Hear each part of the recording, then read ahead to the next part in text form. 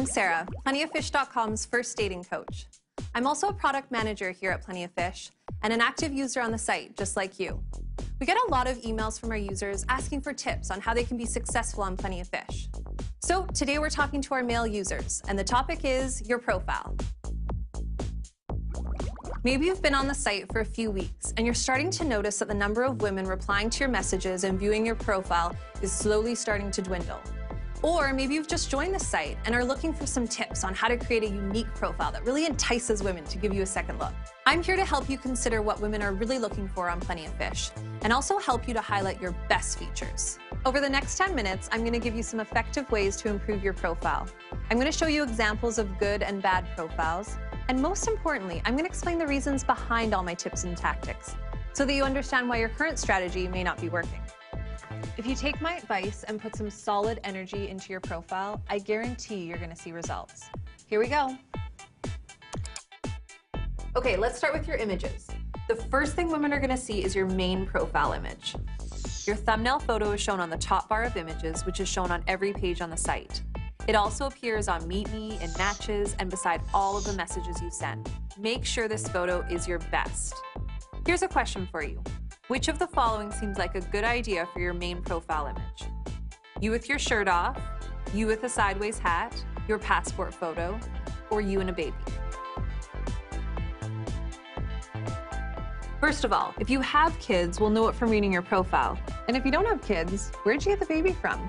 Are you just holding your friend's baby? Sure, abs, fast cars, and being a world-class karate champ may be attractive, but show-offs are not. And when you try to impress a woman with these sorts of things, it actually just has the opposite effect. You know what she's thinking? What is this guy trying to make up for? No bro shots or gang signs. This isn't Facebook, it's Plenty of Fish. It might be convenient, but it actually just makes you look immature. And make sure it's not a photo taken in the mirror with your cell phone.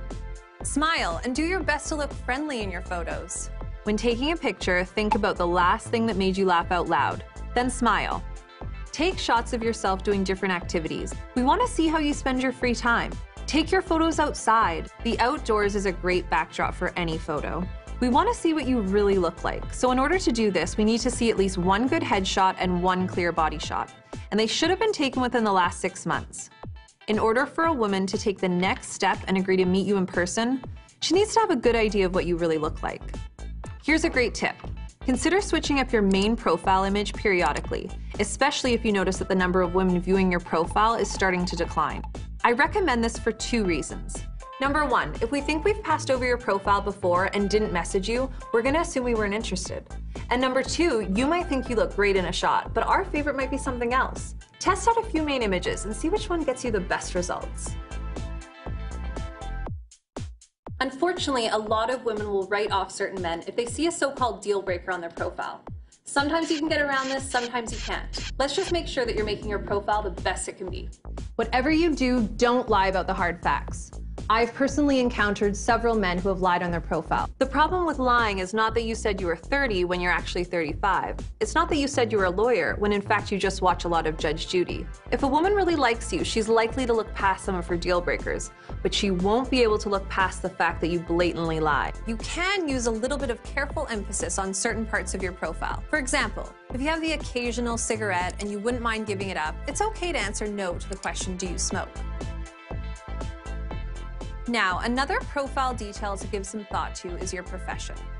The truth is, most women aren't looking for the world, but they are looking for a guy who has some career goals and is financially independent. Some of our male users tend to write things in their profession field like got one, or just ask, or even yes. This is an avoidance technique, and it automatically raises a red flag for women. If you're not proud of your current work situation, it's okay. Emphasize your goals and where you see yourself in 2 to 5 years. Maybe you plan on going back to school. Maybe you're in school and you have a plan for when you graduate. Talk about this stuff. Women love ambitious men with a plan.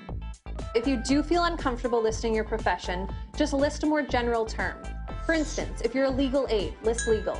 You can talk about this more in your profile description or even on your first date. Next up, which intent should you select and what are you looking for?